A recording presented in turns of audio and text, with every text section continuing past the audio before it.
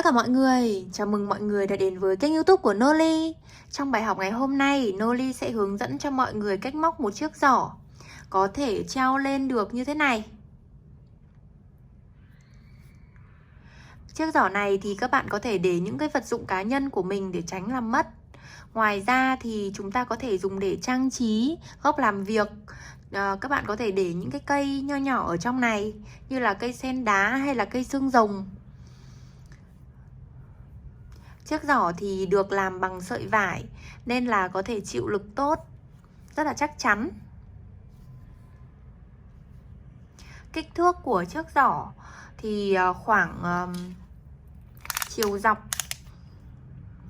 dọc là khoảng 19 cm và chiều ngang của chiếc giỏ là khoảng 9 đến 10 cm nhé. Để thực hiện chiếc giỏ này, các bạn cần chuẩn bị cho Noli một cuộn sợi vải, khoảng 80g sợi vải là thoải mái. Tiếp theo, các bạn cần chuẩn bị thêm một cây kim móc phù hợp với sợi vải này. Mình sử dụng kim 6mm đầu 10/0. Đây là đầu của chiếc kim.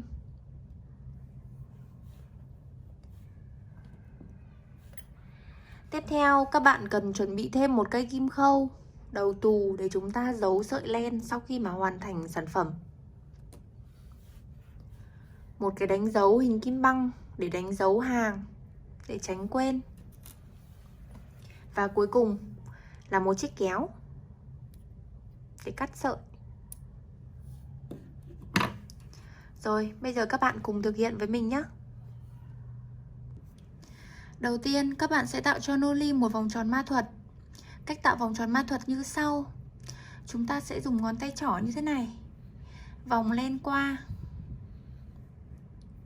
Các bạn dùng kim móc đâm vào vòng tròn, lấy lên, rút ngón tay trỏ ra, lên một mũi móc xích. Như vậy là các bạn đã tạo được một vòng tròn ma thuật. Bây giờ các bạn sẽ móc cho mình là 6 mũi đơn vào vòng tròn ma thuật.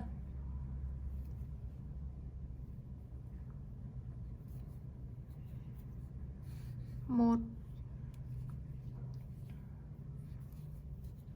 2 3 4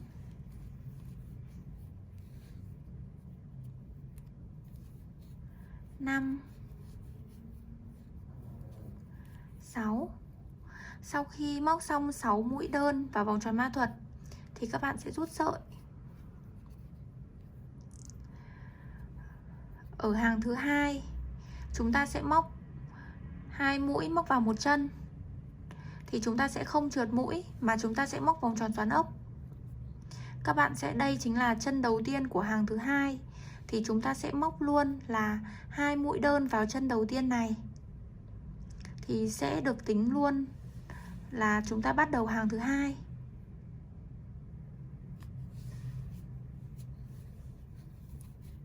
Một mũi đơn này. Mũi đơn đầu tiên thì các bạn sẽ sử dụng cái đánh dấu để chúng ta đánh dấu. Đây là mũi đầu tiên của hàng thứ hai. Ở cùng chân chúng ta sẽ móc thêm một mũi đơn nữa. Chân kế bên các bạn cũng sẽ móc 2 mũi đơn.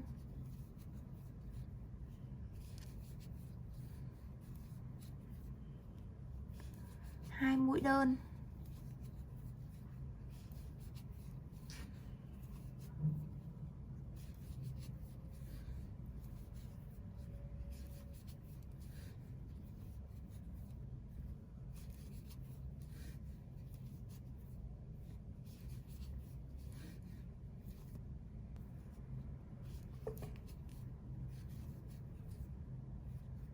Đến chân cuối cùng chúng ta sẽ móc 2 mũi đơn là hoàn thành được 12 mũi của hàng thứ hai.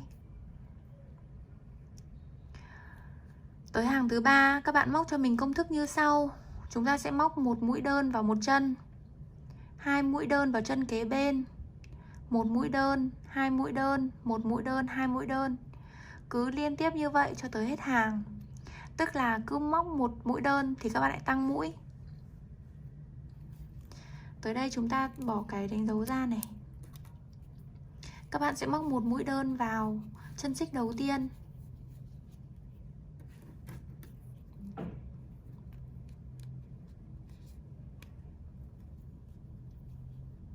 Tới chân bên cạnh, chúng ta móc 2 mũi đơn vào một chân.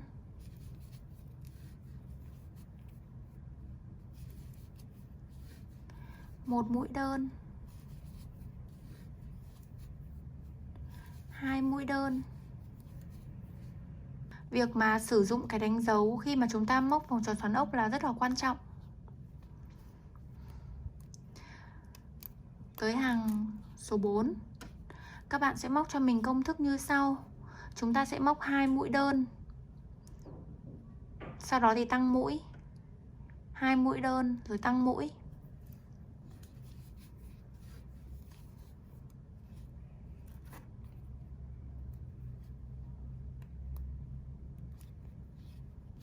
Một mũi đơn đầu tiên này,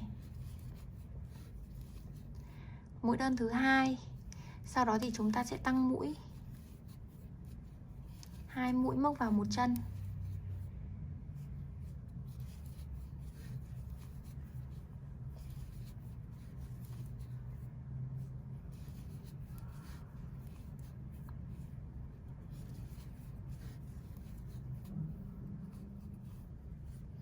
Tới đây thì các bạn sẽ rút sợi.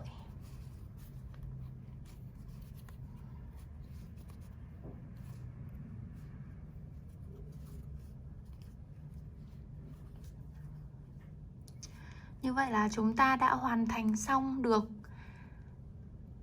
4 hàng. Tới hàng thứ 5, bắt đầu chân mũi đầu tiên, chúng ta sẽ móc là 3 mũi đơn vào một chân. Và các bạn sẽ móc các mũi đơn bình thường 24 mũi. Chúng ta sẽ gỡ cái đánh dấu này.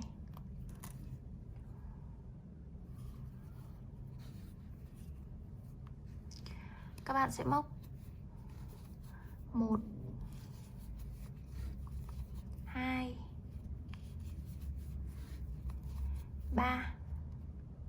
Chúng ta sẽ dùng cái đánh dấu để đánh dấu cái phần giữa.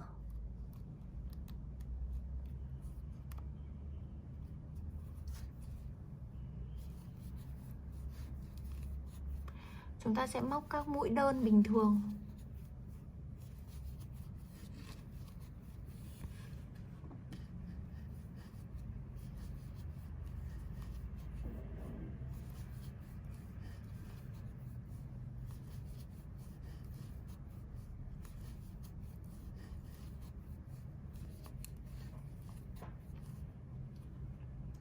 Sau khi móc xong là 24 mũi đơn, thẳng cái kim này lên, nó là 3 cái chân mũi, thì các bạn sẽ móc vào đây 3 mũi đơn. 1 này, 2, 3.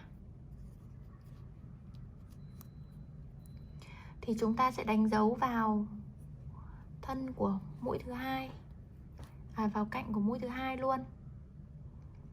Trong cái 3 cái mũi này thì chúng ta sẽ gióng thẳng lên từ cái mũi thứ 3, từ cái mũi giữa của 2 mũi, chúng ta lại gióng thẳng lên như thế này. Rồi chúng ta gài kim băng vào đây.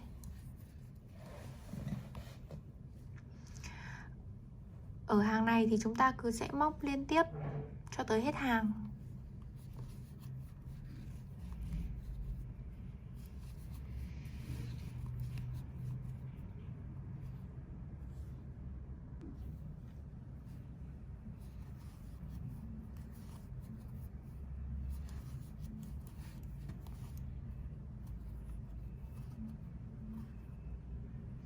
Sau khi móc hết là 26 mũi đơn của hàng thứ 6, các bạn tiếp tục gỡ cái đánh dấu và móc lên hàng số 7. Chúng ta sẽ móc là 3 mũi đơn. 1 này, 2, 3. Chúng ta sẽ dùng cái đánh dấu vào chân thứ hai trong 3 mũi đơn này. Đây, trong 3 mũi đơn này 1, 2, 3 thì chúng ta sẽ đánh dấu vào chân thứ hai này. Sau đó thì các bạn sẽ tiếp tục móc cho mình là 28 mũi đơn đến hết hàng.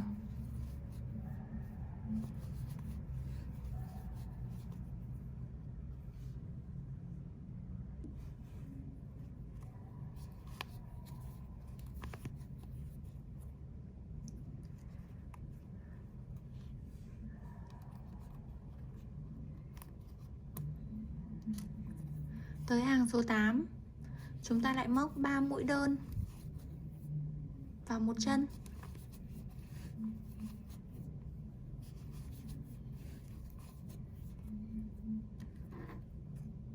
Đánh dấu vào chân thứ hai.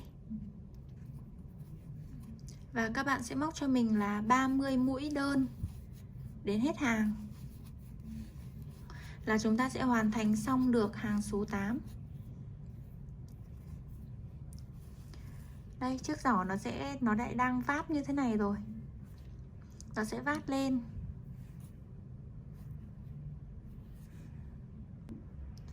Tới hàng số 9, các bạn cũng gỡ cái đánh dấu.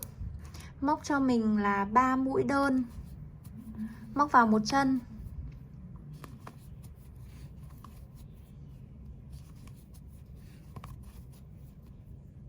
Đánh dấu vào chân thứ hai. Và móc tiếp cho mình là 32 mũi đơn. Là chúng ta sẽ kết thúc được hàng số 9.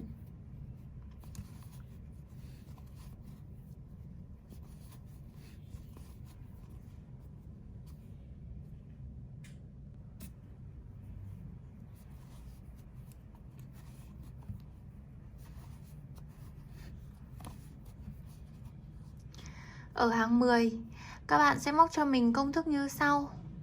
Chúng ta sẽ móc 3 mũi đơn vào một chân. Sau đó chúng ta sẽ móc 10 mũi đơn. Bắt đầu giảm mũi. Giảm 7 chân là 2 mũi móc vào một chân. Và cuối cùng là móc 10 mũi đơn. Các bạn thực hiện. Đầu tiên chúng ta gỡ cái đánh dấu ra này. Các bạn sẽ móc cho mình là 3 mũi đơn móc vào một chân.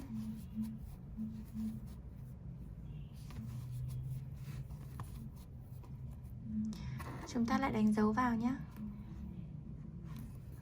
Sau đó thì các bạn sẽ móc tiếp cho mình 10 mũi đơn.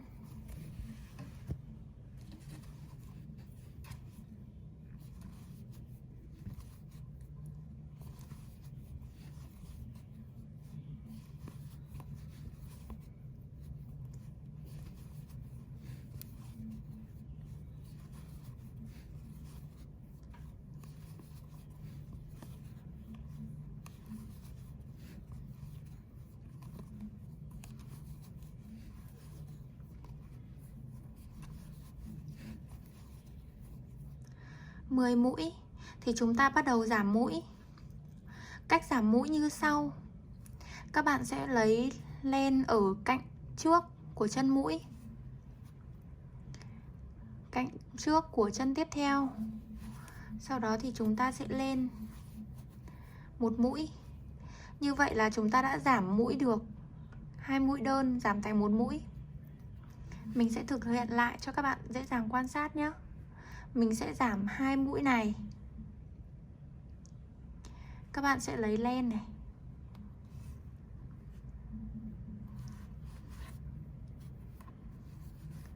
kéo qua. Đây cũng là cách giảm mũi tàng hình mà mình có hướng dẫn ở trong một bài móc cơ bản. Cách giảm mũi tàng hình thì ở đây mình sẽ áp dụng cách giảm mũi tàng hình như thế này. Khi các bạn móc thú thì các bạn cũng có thể áp dụng cách này. Với các bạn bình thường các bạn không biết thì các bạn sẽ hay giảm mũi theo kiểu như thế này. Lên một này, xong rồi qua đây này, xong kéo qua này. Giảm mũi như thế này gây cho cái mũi móc nó bị co vào và cái này nó bị cộm lên. Cái khoảng cách giữa các mũi nó không đều. Nhưng mà còn cách giảm mũi tàng hình thì nó sẽ hạn chế được phần nào. Chúng ta sẽ lấy cạnh trước này, lấy qua luôn cạnh thứ hai, kéo lên, đi qua. Như vậy là chúng ta đã móc được 3 mũi giảm. Tiếp tục 4 mũi,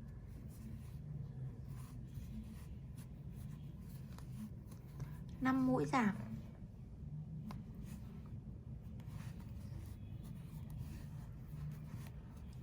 6 mũi,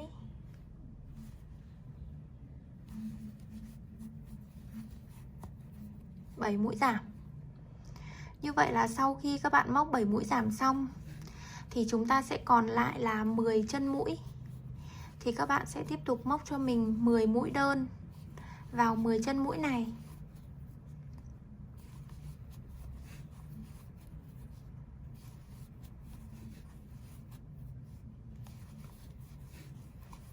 Năm này, 6, 7, 8, 9, 10. Ở cái đánh dấu này các bạn sẽ bắt đầu làm cái phần quai của chiếc giỏ. Chúng ta sẽ móc một mũi đơn vào đây. Các bạn sẽ lên cho mình là 16 mũi móc xích. 1, 2, 3, 4, 5. 1, 2, 3, 4, 5, 6, 7, 8, 9, 10, 11, 12, 13, 14, 15, 16. Sau khi móc xong được 16 mũi móc xích thì tại cái chân mà chúng ta vừa móc mũi đơn thì các bạn một mũi móc đơn vào đây. Chúng ta sẽ bắt đầu trượt mũi và kết thúc hàng. Các bạn thắt lại. Sau đó sử dụng kéo. Ở đây thì các bạn lưu ý là chúng ta sẽ để cái đoạn len này nó nhiều để chúng ta sẽ quấn xung quanh cái quai này cho nó chắc chắn hơn. Thì các bạn cứ để dư ra nhiều một chút, vì một cuộn sợi vải thì cũng còn nhiều ấy.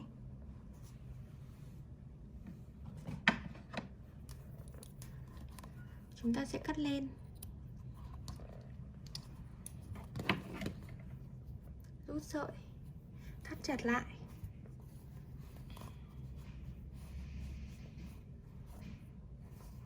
Ở đây thì các bạn cũng cắt luôn này, thắt chặt, sau đó thì chúng ta cắt luôn.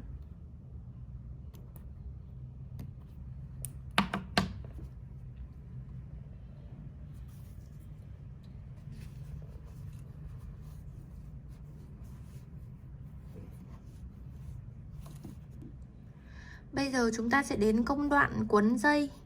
Thì các bạn để ý đây là mặt trước của chiếc giỏ. Thì chúng ta sẽ quấn cái dây này ra đằng sau. Chúng ta không quấn đằng trước thì nó sẽ nổi lên cái gân. Chúng ta sẽ quấn ra đằng sau nhé.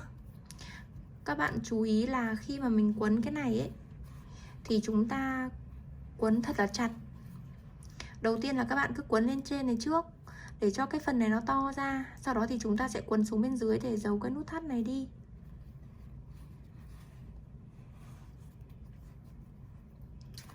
Chủ yếu là chúng ta sẽ đẹp được ở cái phần đằng trước. Khi quấn các bạn nhớ là quấn thật chặt tay.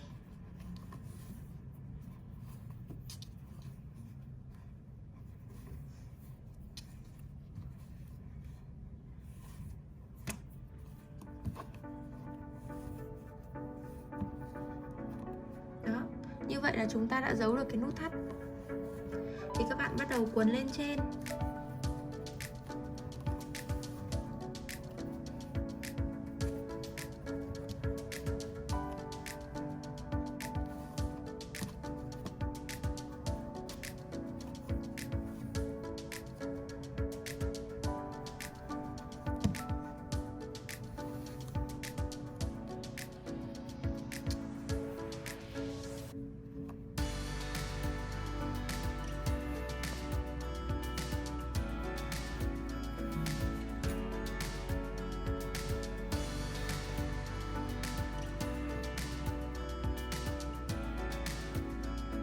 Các bạn sẽ sử dụng một cái kim móc đầu bé hơn để chúng ta giấu cái sợi này vào bên trong. Đó.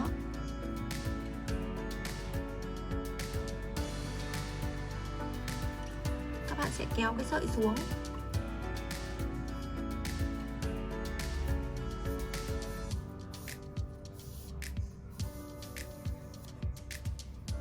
Như vậy là cái sợi nó sẽ hoàn toàn được giấu bên trong. Khi các bạn khi các bạn quấn thì chúng ta sẽ quấn chặt tay. Sau đó thì các bạn cắt len.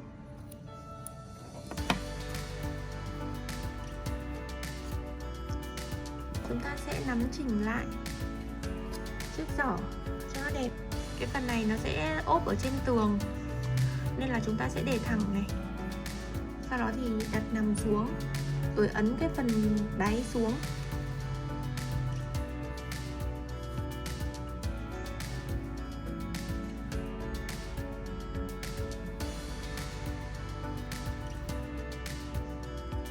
Chỉ với 10 hàng mũi móc đơn, các bạn đã nhanh chóng móc được một chiếc giỏ tiện lợi nhiều công dụng như thế này.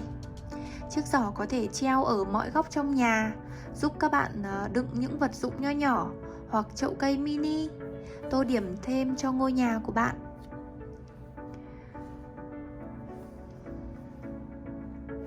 Nếu các bạn thấy video này hữu ích, hãy bấm like, share để ủng hộ kênh Noli Handmade. Bấm vào biểu tượng quả chuông để là người sớm nhất xem được video mới nhất của Noli. Bye!